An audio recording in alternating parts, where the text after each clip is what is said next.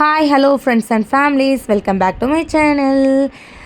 Thumbnail பார்த்தே கண்டுபிடிச்சிருப்பீங்க. சனி கும்பிட்றோன்னு சொல்லிட்டு 3வது சனி தான் நம்ம கும்பிட்றோம். சரின்னு சொல்லிட்டு வெள்ளிக்கிழமை நைட்டு பூஜை சாமான்லாம் கழுவிட்டு ஈவினிங் கடைக்கு போய்ட்டு வந்துடலான்னு சொல்லிட்டு மளிகை கடைக்கு வந்தால் 700 ரூபா ஆயிடுச்சு. இதுலேயும் இல்லாத பொருளை தான் பார்த்து வாங்கினேன். அதுக்கப்புறம் மாமா ஒர்க் விஷயமாக ஃபோனில் ஏதோ பண்ணிகிட்டு இருந்தார். அதுக்காக கொஞ்சம் நேரம் வெயிட் பண்ணிவிட்டு அப்புறம் நம்ம காய்கறி கடைக்கு வந்தாச்சு. காய்கறி கடைக்கு வந்தால் ஹெவி ரேட்டு எல்லாம் காயும். 3வது சனி மோஸ்ட்லி எல்லோரும் கும்பிடுவாங்க. அந்த காரணத்தினாலே என்னன்னு தெரியல. அப்புறம் காய்கறி ஆனால் ரொம்ப ஃப்ரெஷ்ஷாக இருந்துச்சு. அது வரைக்கும் கொஞ்சம் சந்தோஷம். ஆனாலுமே 510 ஆயிடுச்சு. ஏன்னா வெங்காயம் பூண்டு எல்லாமே வாங்கினேன். 510 ரூபா ஆச்சு. நெக்ஸ்ட்டு இந்த துளசி மாலை இம்பார்ட்டண்ட் இல்லையா நம்மளோட பெருமாளுக்கு, அதனால் துளசி மாலை வாங்கலாம். சாமந்தி பூ கூட ரொம்ப ரேட்டாக இருந்துச்சு. சரி சாமந்தி பூ வாங்கினேன். சாமந்தி கூட இந்த பட்டன் ரோஸ் 2 போடுங்கக்கா அப்படின்னு கேட்டால் ஆன்ட்டின்னு கூப்பிட்ட கோவத்துலேயே நான் தெரியல முடியவே முடியாதுன்னு சொல்லிட்டாங்க. சரி போங்கக்கா அப்படின்னு சொல்லிட்டு வெத்தலைப்பாக்கு, வாழைப்பழம், அப்புறம் தேவையான பொருட்கள்லாம் வாங்கிட்டு நம்ம அங்கேருந்து கிளம்பிட்டோம். ஈவினிங் டைம் மாதிரி வந்தோம். பார்த்தா நைட் ஆயிடுச்சு. காய்கறிகளை வாங்கி ஃப்ரிட்ஜில் ஸ்டோர் பண்ணல. ஏன்னா காலையில் எழுந்து எல்லாமே சமைக்க தான் போகிறோம் அப்படின்னு சொல்லிட்டு கட்டைப்பையிலே வைக்காமல் பரப்பி வச்சுக்கிட்டேன். அப்புறம் பூஜை சாமான் கழுவி வச்சுருந்தேன் இல்லைங்களா, அதுக்கு அப்புறம் சாமி படத்துக்கெல்லாம் குங்குமம் மஞ்சள் வச்சுக்கிட்டேன் நைட்டே. ஏன்னா நம்ம எப்போவுமே காலையில் சமைக்கிறதுக்கே சரியாக இருக்கும். அடுத்தவங்கள நம்பி ஒர்க்கை விட முடியாது. என்னை பொறுத்த வரைக்கும் நான் அப்படி தான். என்னால் முடியுதான் நான் அதை செய்வேன் துணிஞ்சு. இல்லைன்னா செய்ய முடியாதுன்னு தோணுச்சுன்னா நான் செய்ய மாட்டேன். நம்ம ஷாப்பிங் போகிறதுக்கு முன்னாடியே வீடெல்லாம் பெருக்கி தொடச்சிட்டு தான் க்ளீனாக பண்ணிட்டு போனேன். அப்புறம் காலையில் 6 மணிக்கு எழுந்து சாணி போடலாம் அப்படின்னு பார்த்தேன். சனிக்கிழமை ஆயிடுச்சு. பார்த்தா சரியான மழை, அதனால் சாணி போட முடியல. அதனால் போய் குளிச்சுட்டு நான் சமையல் வேலையில் இறங்கிட்டேன்.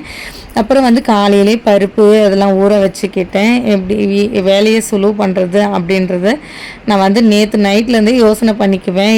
காலையிலேருந்து இப்படி பண்ணிக்கணும் அப்படி மைண்டில் ஃபிக்ஸ் பண்ணி செய்ய ஆரம்பிப்பேன். அப்புறம் காய்களை எல்லாம் கட் பண்ண ஸ்டார்ட் பண்ணியாச்சு. என்னை பொறுத்த வரைக்கும் நான் அதனால தான் நான் சமையல் வீடியோஸ்லாம் போடுறதில்ல.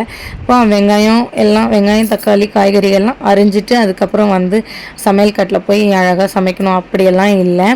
அடுப்பில் சாம்பார் வைக்கிறதுக்காக பருப்பு வேக போட்டு காயரிஞ்சிட்டு இருந்தேன். ஒரு பக்கம் பசங்களுக்கு தண்ணி காய வச்சிட்டு இருந்தேன். தண்ணி காய வச்சதை எங்கள் மாமியார் கூட்டிகிட்டு போய் என் பசங்களுக்கு ஊற்றி கூட்டிகிட்டு வந்துட்டாங்க. அவங்க குளிக்க வச்சுட்டு வர்றதுக்குள்ளே நான் பசங்களுக்கு தோசை சுட்டுட்டு இருந்தேன். ஒரு பக்கம் பாயாசம் ரெடி ஆகிட்டு இருந்துச்சு. என் பையன் எப்போவுமே என்கிட்ட விரும்பி கேட்குறது, வாயை திறந்து அம்மா எனக்கு தோசை சுட்டு போடு, சாப்பாடு இருக்குனாலும் எது இருக்குனாலும்மா தோசை மாவு இருந்தால் தோசை தான் கேட்பான் மோஸ்ட்லி. எனக்கு அதை நான் சின்ன வயசில் நிறைய ஆசைப்பட்டிருக்கேன். அவன் எப்போ என்கிட்ட வாயை திறந்து இது செஞ்சு கொடுமான்னு கேட்பான்னு சொல்லிட்டு. பட் இப்போ கேட்குறான். அது ரொம்ப சந்தோஷமாக இருக்குது. அப்புறம் பாயாசம் காசுன்னு பாருங்கள், சரியான ட்விஸ்ட்டு. பசங்களை தோசை சுட்டு சாப்பிட வச்சுட்டு பாயாசம் ஒரு பக்கம் காசிட்டு இருந்தேன். என்ன காரணம்னு தெரியல. ஒரு பக்கம் தாளிச்சிட்டு இருந்தேன் பொரியலெல்லாம். அந்த கடுகு பட்டதுனாலையா இல்லை பால் சேமியா வறுத்துட்டு ஊற்றுறதுனாலையா என்னன்னு தெரியல, பால் தெரிஞ்சிருச்சு. அது ஒரு மனசு கஷ்டமாயிருச்சு. வீட்டுக்கு வந்த உடனே கொஞ்சம் வீடெல்லாம் பெருக்கி ஹெல்ப் பண்ணினார். ஏன்னா கொஞ்சம் வீடு டஸ்ட்டாக இருந்துச்சுன்னு பார்த்தீங்கன்னா 12 மணிக்கெல்லாம் என் சமையல் வேலை மொத்தத்தையுமே முடிச்சுட்டேன். சாப்பாடு, பீன்ஸ் பொரியல், பாயாசம், அப்புறம் முருங்கைக்கீரை பொரியல், அப்புறம் வடை, உருளைக்கிழங்கு பொரியல், முருங்கைக்காய், கத்திரிக்காய், மாங்காய் சாம்பார் எல்லாம் செஞ்சுருந்தேன். ஆனால் வீடியோ எடுக்க முடியல. அதுக்காட்டி சாமி கும்பிட டைம் ஆயிடுச்சுன்னு சொல்லிட்டு அப்புறம் என் பசங்களுக்கு போன வாட்டி நாமம் போட்டு கொஞ்ச நேரம் கூட வச்சுக்கல. வைக்கும்போதும் சரியான போராட்டமாக இருந்துச்சு. வச்ச பிறகும் அவங்க வச்சுக்கவே இல்லை, அழிச்சிட்டாங்க. போன வாட்டி எனக்கு நல்லா ஞாபகம் இருக்குது. பாப்பா ரொம்ப குட்டியாக இருந்தாங்க. ஆனால் இப்போ 2 பேருமே சமத்தாக வச்சுக்கினாங்க. இதுலேயே என் பொண்ணை பாருங்கள், ஏதோ மங்கி மாதிரி அந்த டைலர் மிஷின் மேலே ஏறின்னு இருக்கிறாங்கோ. கொஞ்சம் நேரம் சும்மா இருக்கிறது இல்லைங்க. இப்படி தான் எங்களுக்கு டேவே பாருங்கள் எப்படி ஏறுது பாருங்கள். அப்புறம் பையனுக்கு நல்லா பெருசாக நாமத்தை இழுத்து விட்டுட்டு அதுக்கப்புறம் திருசனம் எங்கடான்னு தேடினா அப்புறம் தான் என் பாப்பா ஏறி திருசனம் தான் எடுத்துருக்கு. கரெக்டாக கையை விட்டு நலப்புறத்துக்குள்ளே வாங்கிட்டோம். அப்புறம் திருசனத்தை கரைச்சி வச்சுருந்ததை எடுத்து தம்பிக்கு வச்சுட்டோம். அப்புறம் நெக்ஸ்ட்டு பாப்பாவை தூக்கி உட்கார வச்சு வைக்க ஸ்டார்ட் பண்ணோம். பாருங்கள் ஜாலியாக தான் வச்சுக்கிட்டு. ஆனால் என்ன சவுண்டுன்னு பார்த்தீங்கன்னா கோவிந்தா கோவிந்தான்னு எங்கள் மாமியார் கத்துனாங்க. அவங்க கத்துன கோவிந்தா சவுண்டுக்கு என் பொண்ணு மூஞ்சிலே அப்பிக்கிச்சு. அங்கே பாருங்கள், இல்லைன்னா குழந்த அழகாக தான் காமிச்சிருக்கோம். எங்கள் மாமியார் தான் காரணம். பட் இருந்தாலும் பரவாயில்ல.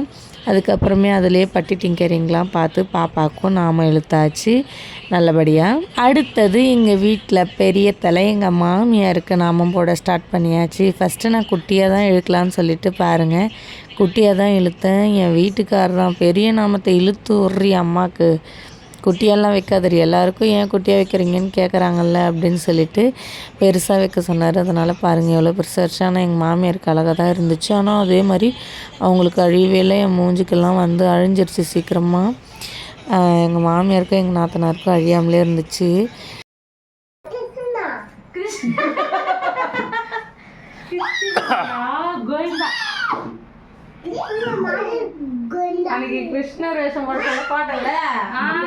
எங்கள் நாத்தனார் வந்திருந்தாங்க. அப்புறம் அவங்க பையனும் குட்டி பையன் இருந்தான், அவனுக்கும் வந்து நாமத்தை இழுத்து விட்டுட்டு நாங்கள் வந்து சாமி கும்பிட டைம் ஆயிடுச்சின்னு சாமி கும்பிட ஸ்டார்ட் பண்ணியாச்சு.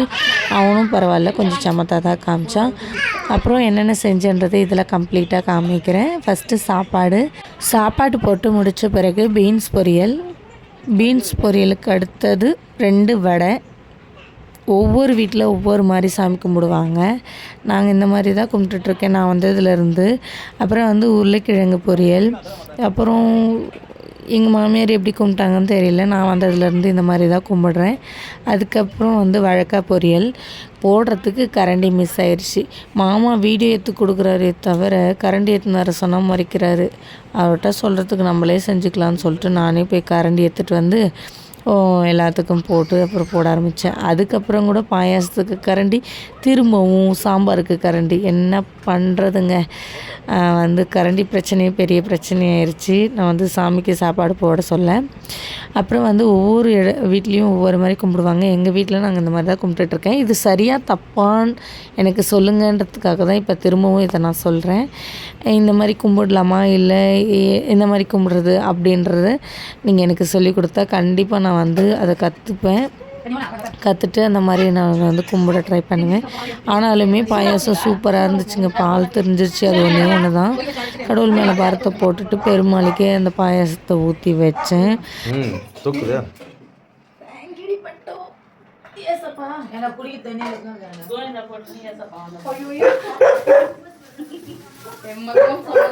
திரும்பவும் தயிர் கட் பண்ண கத்தி தேவைப்பட்டுச்சு. ஆனால் வந்து வீடியோ எடுத்தாலும் எடுக்கிறாரு, அந்த வீடியோ எடுக்கிறதுக்கே ஓவராக பிகு பண்ணுறாரு. இதில் ஒரு வேலை சொன்னால் அப்படியே முறைக்கிறாரு பாருங்க, ஒன்றும் பண்ண முடியல அவரை. அப்புறம் வந்து நான் சாமிக்கு விளக்கேற்ற ஸ்டார்ட் பண்ணிவிட்டேன். விளக்கெல்லாம் ஏற்றி முடிச்சுட்டு அடிவாசல்லேருந்து 7 விளக்கு வச்சு கற்பூரத்தை வச்சு சாமியை உள்ள அழைக்கணும். அந்த மாதிரி தான் நாங்கள் வழிபடுவோம். நீங்கள் எப்படி பெருமாளை வழிபடுவீங்க அப்படின்றத சொல்லுங்கள். அப்புறம் என் பசங்க பின்னாடியே ஒரு கேங்கே வந்தாங்க எங்கள் பின்னாடி, ஜாலியாக இருந்துச்சு இந்த மாதிரிலாம் சாமி கும்பிட்றப்ப. அதே மாதிரி வந்து கலக்கா கொல்லி போட்டவங்கெல்லாம் வந்து சனி கும்பிட்டு கலக்கா வந்து பிடுங்க ஸ்டார்ட் பண்ணுவாங்க. நிறைய அது மாதிரி நான் கேள்விப்பட்டிருக்கேன். ஆனால் பாருங்கள், நாங்கள் வந்து கலக்கா போய் சம்பாரிச்சிட்டு வந்தோம். எங்கள் கொல்லிலாம் இல்லை. ஆனால் வந்து எவ்வளோ கலக்கா வந்து பெருமாளுக்கு அடியில் இருக்குது பார்த்தீங்களா. என்ன ஒரு கவனிங்க, எங்கள் பாப்பா கோவிந்தா போடுறாங்க.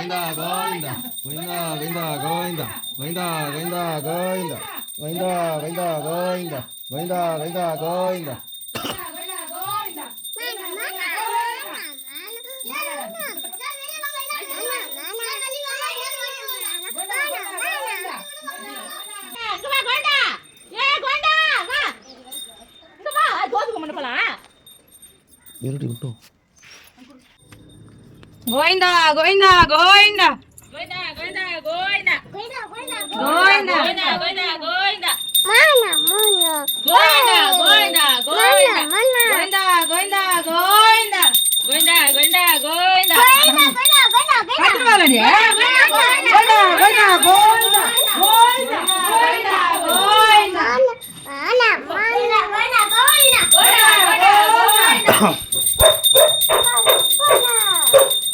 கை சுட போதுடி.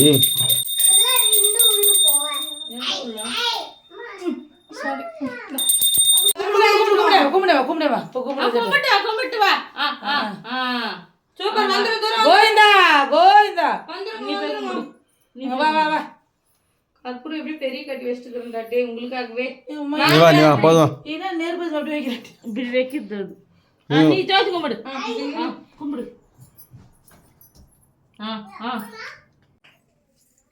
எட்டு வச்சு கொடுக்குறமா என்ன பாப்பா கோவிந்தா கோவிந்தா கோவிந்தா கோவிந்தா கோவிந்தா கோவிந்தா கோவிந்தா கோவிந்தா கோவிந்தா பத்து முத்திரியா தரணும் நம்ம என்ன பாட்டு பாடி வந்து ஓ ஓ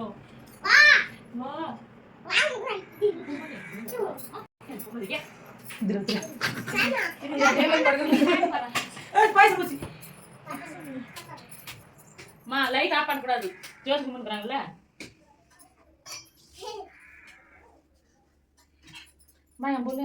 நல்லபடியாக சாமியை கும்பிட்டு முடிச்சுட்டு ஒரு பொழுது விட்டு சாப்பிட ஆரம்பிச்சிட்டோம். ஒரு பொழுது விட்டது நானும் சாப்பிட ஸ்டார்ட் பண்ணது. எங்கள் வீட்டில் இருக்கிறவங்க மற்ற பேர் என்ன பண்ணுறது பாருங்கள், மாமாவும் இலையில் நிறைய சாப்பாடு இருந்திருக்கும். நானும் மாமாவும் ஒன்றா சாப்பிட்டோம். அதனால் அப்புறம் அக்கம் பக்கம் இருக்கிறவங்களுக்கெல்லாம் சாப்பாடு போட்டு போய் கொடுத்தேன். வீட்டில் வந்து இடுக்கட்டமாக இருக்கும். ஸோ அதனால தான் எல்லாருக்கும் வந்து தட்டில் போட்டு என்னால் முடிஞ்ச வரை எடுத்துகிட்டு போய் கொடுத்தேன். சாமி கும்பிட்டு முடிச்சுட்டு நெக்ஸ்ட்டு நம்ம எங்கே கிளம்பிட்டோம் அப்படின்னு பார்த்தீங்கன்னா, நம்ம வந்து மீனூர் மலைக்கு கிளம்பிட்டோம்.